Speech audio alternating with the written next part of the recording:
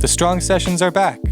The Vancouver Adapted Music Society's flagship event celebrates musicians with disabilities, featuring performances from 4 talented artists and bands from our community. Join us on August 25th at the Roundhouse Community Centre from 5 p.m. to 8 p.m. Tickets are by donation. For more information, visit the Vancouver Adapted Music Society on Facebook, at VAMS Society on Instagram, or on our website, www.vams.org. We hope to see you there. So with all these findings in mind, we move on to our second phase. In our second phase, we form a voluntary nationwide advisory committee.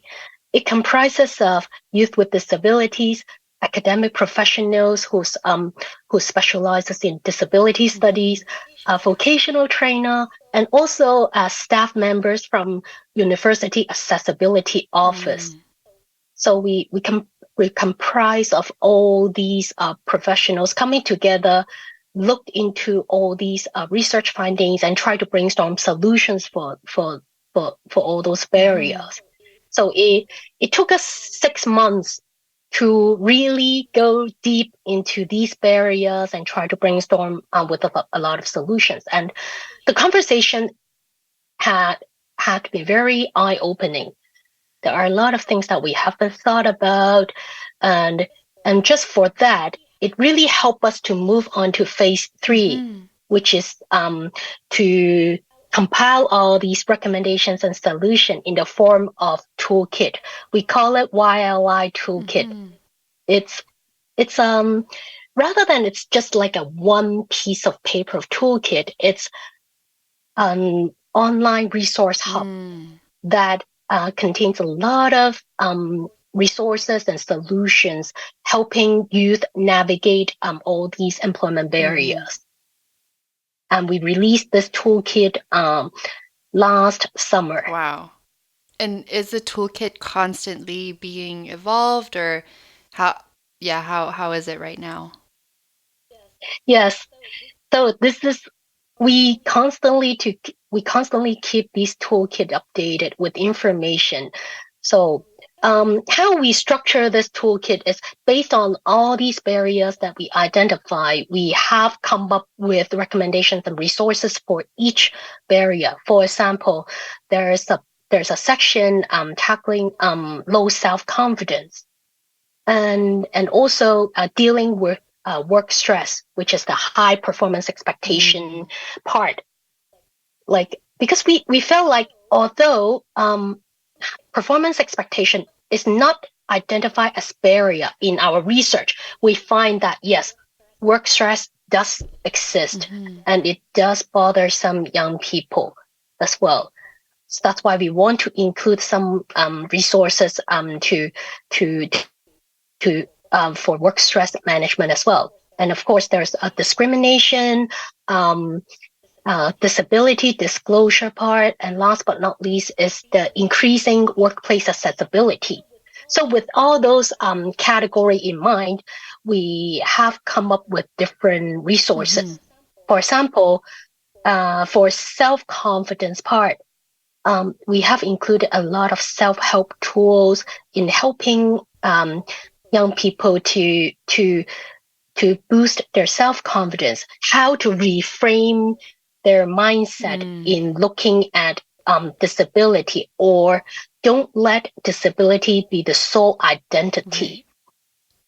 So these are a lot of self-help tools, and also there are, and just within the self-confidence discussion, we find that social learning can really help increase one's self-confidence. So for that, we have included a lot of organizations that runs leisure activities for young individuals. So we have included a list of organizations that do that. And most importantly, all our resources are nationwide. So we want to make sure that anyone, regardless from which province they come to our toolkit, they will be able to find some local resources that they need. Yeah, it sounds like the toolkit just composes of all these actionable steps and resources that people can benefit from and can learn more about, whether it's about the low self-confidence or being able to socialize and being in these specific settings. Um, Anybody can really benefit from it, especially within these attitudinal barriers. And I'm wondering, how does this toolkit also help folks advocate for themselves? That's a great question. In I think throughout our conversation, when we talked about discrimination, Mm-hmm. we have been thinking how, and also I think the disability disclosure part as well. They're all like interrelated. We have been thinking, how can we help our young individuals to advocate for themselves? Right. But in terms of the disability disclosure, we do have guides that guiding young adults to go through, okay, when they should disclosure, like what are the determining factors they should consider before they choose? Because I think disclosing their disability is a personal choice. Mm-hmm. But then we have some guiding questions that help them guide through this conversation, like when they should disclose it, how they should Mm-hmm. disclose it. And I think in this toolkit, the communication is one of the big themes. So we strongly believe that having a mutual understanding and communication is important. Mm-hmm. So throughout this toolkit, we have a lot of relevant resources in just guiding young adults how to carry on this Yeah. conversation. Especially this is a difficult one, Yeah. how they should do it and how to do it, and also have the mutual respect and understanding in mind. That's Of important. course. And in terms of the next step, okay, if they are, especially if they are wondering if they are being discriminated, for that, we have been thinking about, yes, we do have like provincial and also federal wise, we have human rights. We have a lot of accessibility acts which protect the rights of people, including those living with disabilities. Mm-hmm. I think those are good resources. However, oftentimes all these legislations might not be accessible to everyone, Right. especially those maybe living with learning Mm-hmm. disabilities and intellectual disabilities. So for that, we have a section called Know Your Mm-hmm. Rights in the toolkit. Basically, we have summarized all the federal and provincial legislation that protect the rights of people with disabilities. Mm. We have summarized all these legislation in plain language, so hoping that it's more accessible to people with different Mm-hmm. abilities. We will use plain language to summarize, especially the sections that talks about employment and also protecting the rights of people with disabilities. Mm. So it's in a very short paragraph and Mm-hmm. with point forms. So we try to make all these resources as accessible as Yeah. possible for people with different abilities. Mm-hmm. So I think having we are just hoping that having all these summarized legislation in hand, young individuals will be able to advocate for themselves. At least they have the resources, they understand what rights are protecting themselves, and from there Yeah. they can like start the conversation Mm-hmm. and advocate for themselves. Yeah. Which is so important. It's so important to know everybody's rights in the workplace because if we don't know, then how can we stand up for ourselves or advocate for ourselves? And the way you do it in such an accessible manner, I know it's pretty life-changing, I can imagine, for many youth and also beyond that, just many folks too across Canada.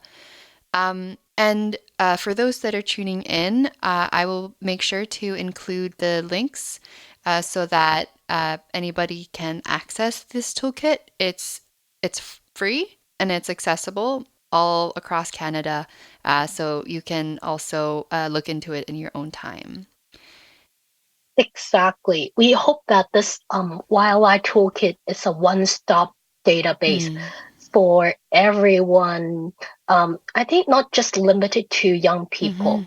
I think a lot of resources are can be applicable to people just in working age group and just basically anyone living with disabilities who are looking for work, especially meaningful employment. That's we always emphasize. Of course, yeah, meaningful employment. And currently, the YLI is on pause because you're waiting for funding. If or when funding comes through, I'm curious what you want the next steps to be. For myself, I think I would like further research and especially from the employer perspective. Right. Yes, like last year I attended local job fairs on behalf of the YLI project, and I also get to speak to some local employers, especially those running small businesses. So I let them know my project, introduce my project, and I let them know that our ultimate goal is to supporting youth with disabilities to find meaningful employment. And one of them, they had like a first like reaction that, oh, our office space is too small. We can't accommodate wheelchair users. And that kind of like shut down the conversation. Right. And that really let me think, like to further to think about, there is indeed a long way for us to go in terms of advocacy or just raising awareness about accommodation, or just in general what disability is about. Because for a lot of people, whenever they think of disability, all they can think about is people in as wheelchair users. They didn't think about disabilities come in different forms, and everyone can have unique experience and needs. And I feel like this is the part that we can further do research in, and to just to understand what the barriers are for employers, like what barriers hindering employers hiring people with disabilities, what their concerns are. And just, I think it has to be go both way. Now we have the perspective from the young people. Now the next step, how about the employers? How we can support them to let them understand the benefit of hiring people with disabilities. If they have any barriers hindering them, we want to help them remove them as well. So I think further research in that would be interesting. Yeah. I would love to see that. Oh, that's such a great take. I love that. I love that you're now you're looking beyond that. You're looking beyond the employees. You're going into the employers and the barriers, as you put it. I think you spoke so well to the all the issues and the stereotypes that exist within the workplace and how we still have a long way to go when it comes to that. And I'm wondering, how can individuals and organizations get involved in supporting the Disability Foundation's initiatives? Yeah, although the project is currently on hold, we are still constantly updating the YLI toolkit. So for organizations, I would encourage them to reach out to us if they have any information or resources that might be helpful for job seekers. We have good relationships with a lot of community partners. For example, accessible employers. Which they are known as President's Group. They have a lot of great resources for employers, and we do include a lot of them into our toolkit. We do link a lot of those in our toolkit, and so we welcome like this form of partnership or collaborations. and also and in terms of individuals, I would encourage if they live with a disability, I would encourage them to utilize our resources, use it, provide us feedback. If they are interested, volunteer with us. And we also encourage employers to utilize our resources. One thing I should mention that in our toolkit, we have two main sections for each topic. We have the youth perspective and also the employer perspective. So we intentionally make this toolkit to have two sections. So I think regardless of youth who are looking for a job or employers who are looking for ways to accommodate their employees living with disabilities, they can also come to our toolkit. There will be some resources for them. For employers, if they are looking for some funding to get assistive equipment, yes, we do have resources for that. We do have contacts for that. So we encourage everybody to visit our toolkit and use all the resources. Wonderful.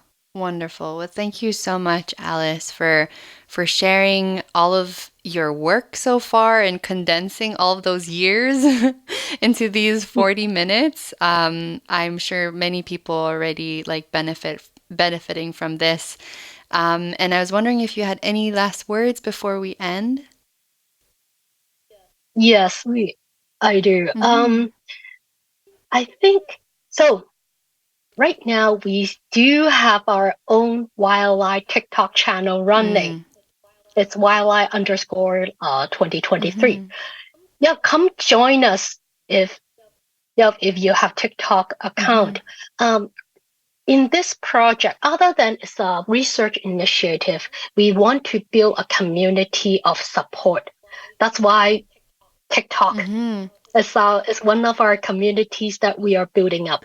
And within our TikTok channel, we have put together a lot of resources, a lot of career tips, and also some disability story, and just in hopes of supporting young job seekers who are struggling in looking for work. So yeah, come see us on TikTok. Amazing. I'll make sure to link that as well. But yes, thank you so much, Alice, for your time and your wisdom and for coming here and sharing with us today. I'm so appreciative of this. And yeah, thank you. Thanks again for having me here.